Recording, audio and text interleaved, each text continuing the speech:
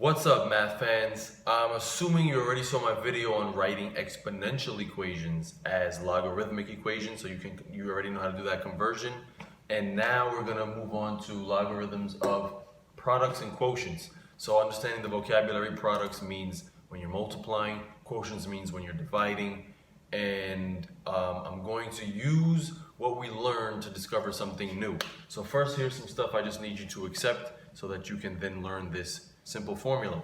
I'm going to let base to the exponent equals c. So my base b, exponent x, I'm going to let that equal c, and base to the y is going to equal d. So if I multiply c times d together, I'm really multiplying this times this. Same base, add the exponents. So this times this is really b, keep the base, and then I add the exponents, b to the x plus y, is the result I get when I multiply this times this, also known as multiplying this times this. So now I have my new step. I took my first times the second, and now I'm able to say b to the x plus y is equal to c times d. Now I'm going to take this, which is an exponential form, and rewrite it in logarithmic form, which you learned earlier. So it looks like, remember this, base, exponent, answer. So I rewrite it as base, exponent goes over there, and answer is here. Log base b of cd equals whatever this plus this is. So if you notice, x is the exponent up here. So x is, I'm going to rewrite this exponential form in logarithmic form, log base b of c equals x. And down here, that b is too big. Log base b of d equals y. So what I did was I replaced the x with log base b of c, and I replaced the y with log base b of d, and that's because I said so up here. It comes from the very first two facts. So you start with two simple facts, then you start multiplying them and rewriting them, and you come up with a formula. So here's my first formula, and for a very similar proof, here's my second formula. So let me explain what these formulas mean. If you see the logarithm with whatever given base, the base is just, it could be 2 or 10 or whatever, of something times something, you can split it up into two separate logarithms as long as you keep the same base of that first term, meaning that first factor, plus logarithm of the second factor. So I split up the CD as CD in two separate logs. And for a similar argument, if I'm dividing, if I'm trying to find the logarithm of a quotient, then I can split that up as the logarithm of the first minus the logarithm of the second, or the logarithm of the numerator minus the logarithm of the denominator. All right? And this proof, if you're curious, you can ask, but it comes from the same two facts. Instead of multiplying, I divide them. So instead of adding the exponents, you end up subtracting the exponents. That's why there's a minus sign there. Okay? This is messy because it's all formula. Let's look at actual numbers. So I'm going to go over here. Good thing the bases are the same. Now I want to figure out what the log base 6 of 4 plus log base 6 of 9 is. Well, I see two separate logs with the same base and a sum, a plus sign in the middle. So what am I allowed to do?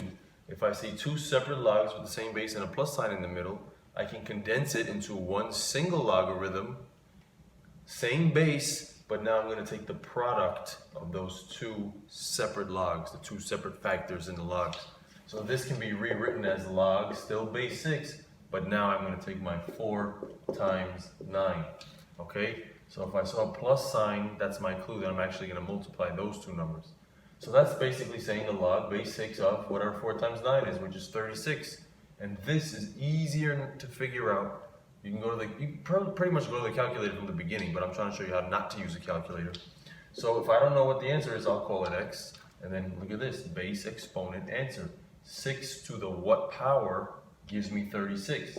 6 to the what power gives me 36. Notice I'm going smoothly back and forth from log form to exponential form.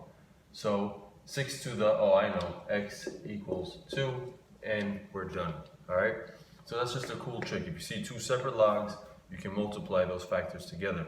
If you see one log, you can also, or if you see it like this, something times something, if it's easier, you can also split it up as two separate logs.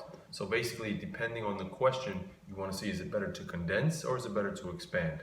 Let's look here. Number 2. Here I have, again, two separate logs. This time I'm subtracting them.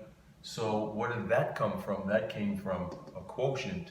So if I condense it, that's log base 3 of 72 divided by 8. 72 over 8. So feel free to do that math real quick. 72 divided by 8 is 9. So that's the log base 3 of 9. And for a similar reason, I'm going to do what I did over there. I'll call it x. I don't know what my answer is. It might be x. So again, base exponent answer, 3 to the what equals 9. 3 to the what equals 9. Oh, that's right. 3 squared equals 9. So again, coincidentally, x equals 2. And it won't always be that easy. Here's one where there's no actual value, so it's just playing with the formula. So here I see a quotient, a single logarithm with a quotient and a product, x times y on top. So let's see how I would deal with it. First I'm going to look at the quotient, because x times y is kind of smushed together on top, the numerator. So I'm going to say this came from two different logarithms, log base 2 of xy, the numerator, minus log base 2 of z, the denominator. And that's it. That was me applying this rule here. Top over bottom gets split up, top goes here, bottom goes there.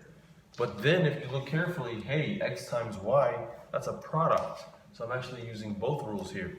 Now I can do the product rule, which says if I see a product, I can split that up as two separate logs with the plus sign in the middle, a sum.